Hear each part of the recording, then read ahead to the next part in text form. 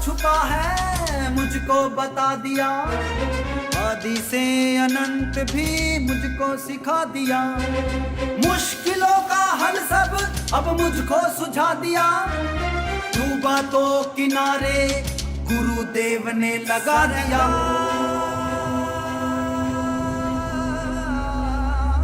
गुरुदेव है सहारा, गुरुदेव ने उबारा, गुरुदेव जो मिले तो चमका मेरा सितारा।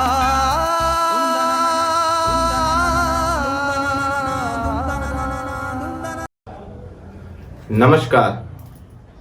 आज का ये हमारा कार्यक्रम इंदु लगन को लेकर किया जा रहा है कि इंदु लगन क्या होती है और इस लगन से प्राप्त करने के बाद में हमें क्या चीज हासिल हो सकती है जन्म कुंडली में। तो आज मैं बड़ा सुंदर एक विषय लेकर आया हूं अपने शिष्यों के लिए और आप सभी के लिए भी, कि आप कैसे ज्ञात करें कि आपकी कुंडली में धन का योग है भी या नहीं है, किस स्थिति में है, कैसे इस धन के योग को हम प्राप्त कर सकते हैं।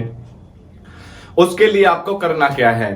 उसके लिए आपको जन्म कुंडली में सर्वप्रथम ये तय करना है कि इंदु लगन है कौन सी और कहां विराजमान है और वह कौन सा घर है जो इंदु लगन बन रही है। अब इंदु लगन को हम कैसे प्राप्त करें?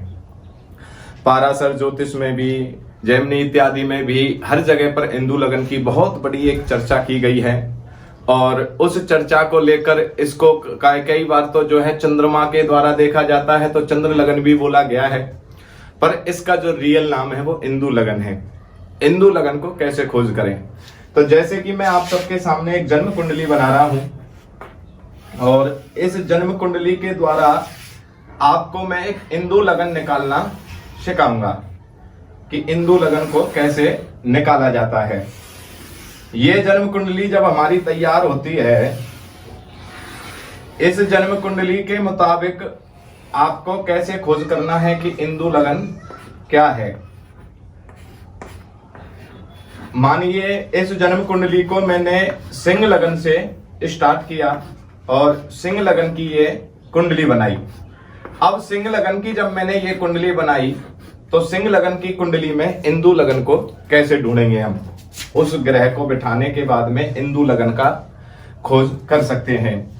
जैसे मैंने पहले स्थान पर गुरु और चंद्रमा को बिठाया, दूसरे स्थान पर शुक्र को बिठाया, तीसरा स्थान छोड़ दिया, चौथे स्थान पर मैंने सूर्य और मंगल को बिठा दिया, पांचवें स्थान पर मैंने बुध और राहु को बिठाया, छठे स्थान पर मैंने शनि देव को बिठाया, सातवां छोड़ दिया, आठवां छोड़ दिया, नौवां स्थान मैंने छोड़ दिया, 10वां मैंने छोड़ दिया और 11वें स्थान पर मैंने केतु को बिठा दिया। अब आप इन ग्रहों की काउंटिंग करिए, 1 2 3 4 5 6 7 8 9, ये 9 ग्रह हैं हमारे। ये मैंने एक जन्म कुंडली की रचना की। अब इस जन्म कुंडली में हम कैसे देखें कि इंदु लगन है क्या? अब आपको कैसे ज्ञात हो कि ये इंदु लगन इस कुंडली में क्या है? तो इंदु लगन देखने के लिए आपको 2 कार्य करने होंगे।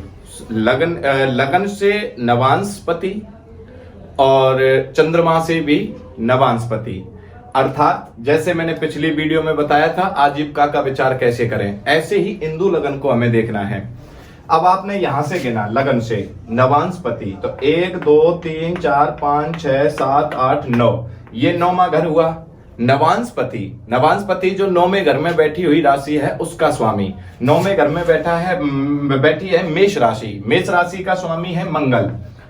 ये मंगल ग्रह हमने ले लिया। अब चंद्रमा भी लगन में ही है। मान लो चंद्रमा यहां होता या यहां होता तो कोई और दूसरा देखते। अब चंद्रमा से भी नवांशपति 9वां घर यही बना तो मंगल ग्रह बना। अननोन अगर चंद्रमा यहां होता तो 9वां घर ये होता कर्क राशि का, जिसका स्वामी स्वयं चंद्रमा है। तो ये आपको विशेष ध्यान रखना है। तो हमने 9वें घर के नवांशपति को लिया। 9वें घर के नवांश को हमने जब लिया तो नवांश को लेने के बाद में मंगल हमारा निकला। अब मंगल बैठा हुआ है कुंडली के 4थे घर में। अब इस मैंने बोर्ड पर जो है अंश नहीं लिख पाया हूं। ये अंश और कला ये आपको नोट कर लेना है, ये विशेष ध्यान रखना। तो अब जैसे मान लो मंगल बैठा हुआ है चौथे घर में, तो चौथे घर में मंगल कितने अंश पर बैठा है ये आपको देखना है। चौथे घर में आप सपोज करो मैंने मंगल को जो है 10 अंश और 20 कला पर जो है मंगल को बिठा दिया, ये 10 अंश बना दिए, 20 इसकी कला बना दी। तो अब हमें अंश नहीं लेना है, कला लेनी है। कला को हमने लिया तो हमारी कला निकली 20। 20 का भाग देना है 12 में, और 20 का जब हमने भाग दिया 12 में तो बचा 8। 8 हमारे पास में बचा, तो यहां 8 नंबर हमारे पास निकल के आ गया। 8 नंबर जब हमारे पास में निकल के आ गया, 8 नंबर निकलने के बाद में अब आपको देखना क्या है कि जन्म कुंडली में चंद्रमा से अष्टम घर, जन्म कुंडली में चंद्रमा से अष्टम घर, चंद्रमा 1 2 3 4 5 6 7 8, ये हो गया अष्टम घर। अब चंद्रमा से जब अष्टम घर हुआ तो अष्टम घर होने के बाद में अष्टम घर का स्वामी कौन है? बृहस्पति। मीन राशि है, मीन राशि का स्वामी है बृहस्पति। तो इस कुंडली में इंदु लगन जो है वो 8वां घर बना। 8वां घर जब इंदु लगन बना तो ये इंदु लगन है। अब इसमें कोई ग्रह बैठा हुआ हो तो, या इसमें इसका जो स्वामी है उसे देखकर आप उस व्यक्ति को ये बता सकते हैं कि आपकी धन की स्थिति ऐसी रहेगी और आप कितनी उम्र से सफलता प्राप्त करना शुरू कर दोगे। तो आपने जाना कि इंदु लगन को कैसे निकालते हैं। अब इसमें एक चीज और विशेष ध्यान रखना, मान लीजिएगा ये यहाँ पर 20 की जगह है 12 होता तो यहाँ 0 बचती। अब 0 का कोई महत्व है नहीं, तो 0 जब कभी बचे तो आपको 12 ही मानना है। 12 यानी कि मीन राशि, 12वां घर, 12वां भाव, वो 12 ही मानना है, 0 अगर बचे।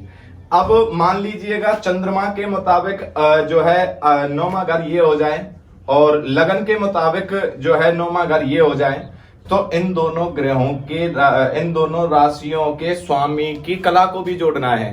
अब उसमें 12 का भाग दे देना है। 12 का भाग दे के जो बचे अंक, 12 से कम जो अंक बचे उस अंक को चंद्रमा से गिनना है, और चंद्रमा से गिनने के बाद में जिस घर में वो आ जाए अंक, वो इंदु लगन होती है। और उस इंदु लगन में स्थित ग्रह को देखकर शुभ है या अशुभ है, उच्च का है या नीच का है, तो आप उसे धन की स्थिति के बारे में बता सकते हैं। आप सब चाहते हैं कि आपकी जन्म कुंडली में भी पता चले इंदु लगन है कौन सी, और उसके बाद में धन की स्थिति आपकी कैसी रहेगी, क्या आप धन कमा पाओगे, नहीं कमा पाओगे, आप जो है जीवन में सफल हो पाओगे, नहीं हो पाओगे। तो नीचे हुए दिए हुए नंबर पे आप अपनी डेट ऑफ बर्थ भेजकर अपनी समस्या का समाधान पा सकते हैं। आज के लिए बस इतना ही। जय जय श्री राधे।